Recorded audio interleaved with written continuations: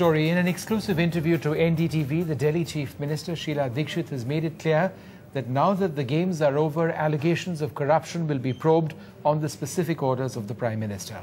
All those guilty of corruption must be punished. That's something the government owes to the people, she has said. I guess it is the media's job to play watchdog on this. Is the question of corruption. And frankly, that is something which, even today, after the success of the games, I think the country is determined on one thing, that it must be pursued. If there was a massive corruption or even medium-level corruption in the lead-up to these games, it has to be probed and the guilty have to be found. I would agree with you on this completely. The Prime Minister has said it, and I think Sonia Gandhi has said it, that whatever is gone wrong or whether there is corruption, it will be dealt with severely. But I must also tell you another thing, that there is a normal system in government. You have the CVC, the CBI, the Enforcement Department, then you have parliamentary committees and all.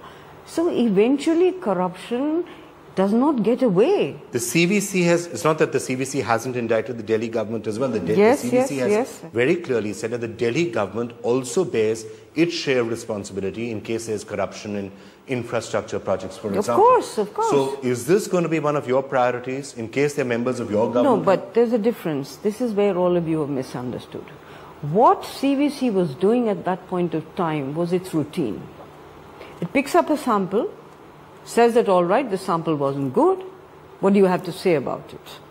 Because a bridge can be 6 kilometers long, it can be 5 kilometers long, it can have an underpass, it can have an overbridge, it can go under the train. So all kinds of things like that. One road is made this way, another one is a cemented road, the other one is a matrix road, all kinds of things like that.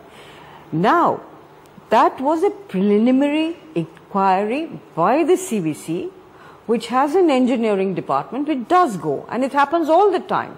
This time it got highlighted because, you know, the spirit of... But as investigations proceed, and as I think when the probe does continue, you may well find cases because... Of course. I'm sure you're hearing the rumors just as much as I am, you know, that there are bridges on which, you know, people made money, and as a result of that, substandard material was used. Now, these are rumors, this is speculation.